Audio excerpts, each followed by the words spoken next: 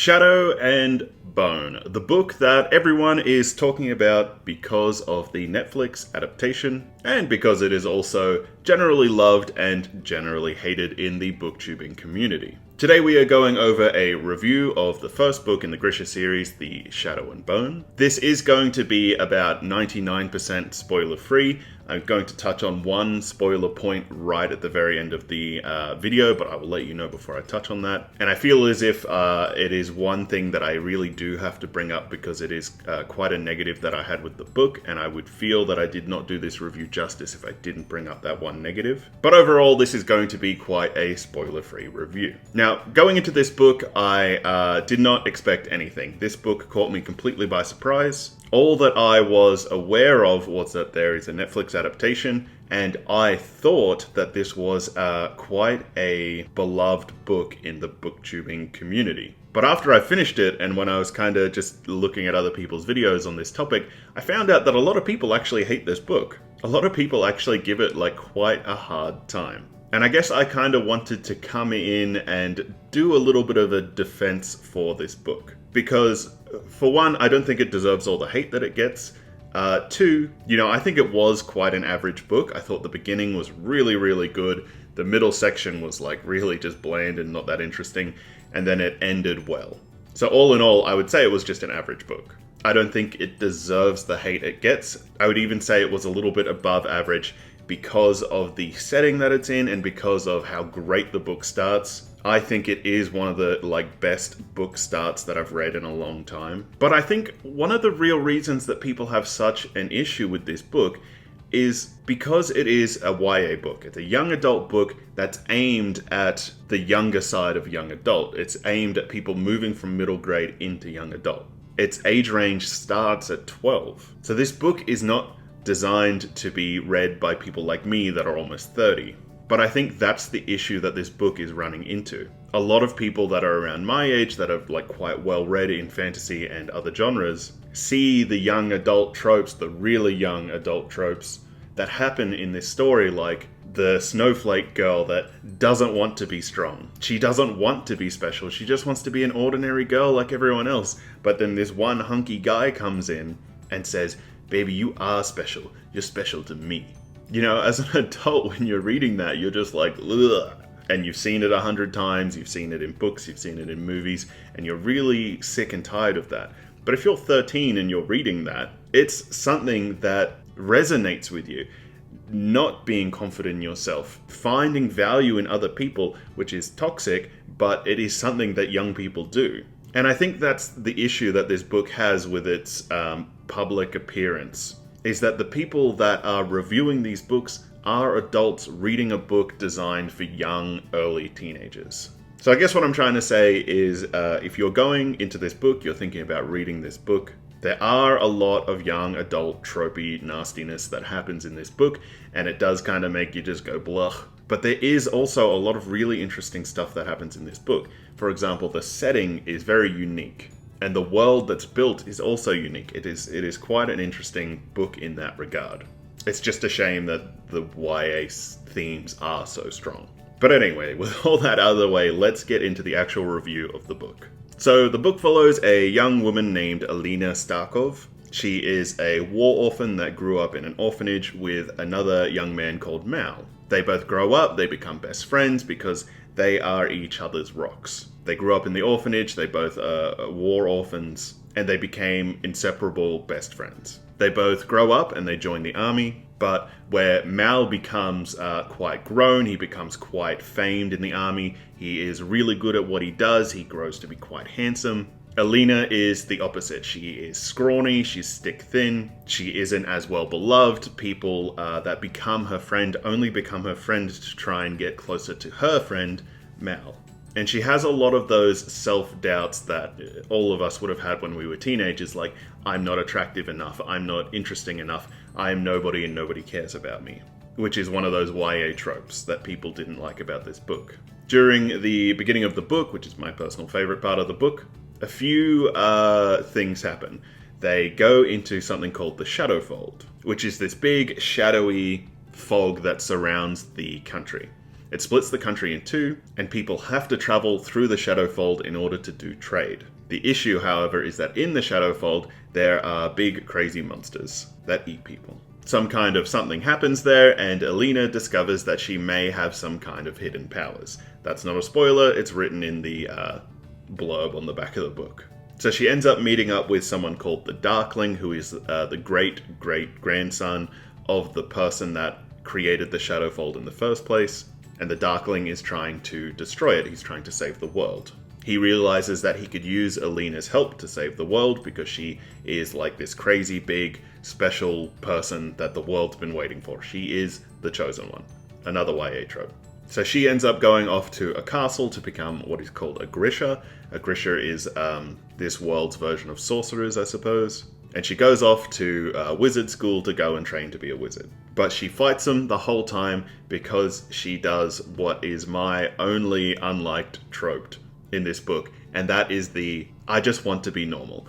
You've got the wrong person. I'm not the special chosen one wizard that can change the whole world. I'm just Alina. You've got the wrong person. I just want to be regular. That's really the only trope I don't like, because it is so unbelievable. Who in their right mind would be told, hey, you're a millionaire, you're a prince, you're a princess, you're in line to inherit this, you have magic powers, you can fly. Who would hear all that and then just go, no, not me, I just want to be regular. I just want to be a regular person.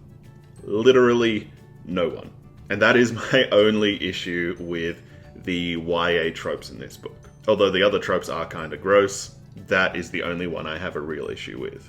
Anyway, so she goes to her castle and she learns how to be a grisha. While she's there, she has to start finding out who she is. It's kind of like a growth story. She has to figure out who she is without the army and without Mal by her side. It's the first time that she's truly alone and people are truly paying attention to her because they think that she is the chosen one. They think that she is the person that's going to save the world. So basically her whole life flips upside down. And even her physical description changes because she starts living in luxury, so she's no longer this skinny, bony girl that people used to call sticks. She puts on weight, she becomes more confident, and she starts making friends. This brings in probably my favorite character in the book, Genya. I thought Genya was really interesting. I thought that her story and the role that she plays and her friendship was really good for the book. And it was really quite interesting. She also has to deal with the mean girls at the school and with people that are jealous of her power and the Darkling's attention that he's paying to this girl that is meant to be the savior of the world. And this is really where the book slows down for me. When she gets to the school, basically everything that happens at the school is quite slow, boring, and I did have a couple issues there, but I can't really get into it without going into spoilers. But for me, Genya really made those scenes interesting. If it wasn't for Genya, I would just be like, that whole middle section of the book was just boring as hell. But then some other stuff happens I can't get into because of spoilers, and the last quarter of the book happens, and the last quarter of the book is actually quite interesting. So think of this book like a sandwich. The first quarter is great, the middle section is just boring, the last quarter is great as well. To really sum it up though, the plot really isn't that interesting, to tell you the truth. There's a girl that finds out she's special, but doesn't want to be special, but then comes to terms with being special. That's really it. It is not really a great plot, but the setting is what makes this book so interesting and what really drew me to it. I think if it wasn't for the incredibly interesting setting of this book, I would have rated it much lower. But the fact that this book is set in what I would consider Russia during like the gunpowder age, where they were first kind of discovering gunpowder and building their first weapons or guns, I think that was a really interesting take on fantasy stories, because it's something that I've never seen. It's something that I've never read before. So every little piece of world building or just attention to detail, I was down for. I was interested. I wanted to hear more people's names, like Sergei and Genya and Alina Starkov. Every person's name I thought was interesting. Even the simple things like when she was drinking tea, she was drinking it out of a samovar instead of a teapot. The setting for me was really what elevated this book. It was a great idea. It was a great setting. and I was all on board for it. I guess I will mention that there is like some kind of like misdirection-y plot twist kind of things that happen in this book, but they are really, really blatantly straightforward. They're not coming at a surprise in any way, shape, or form.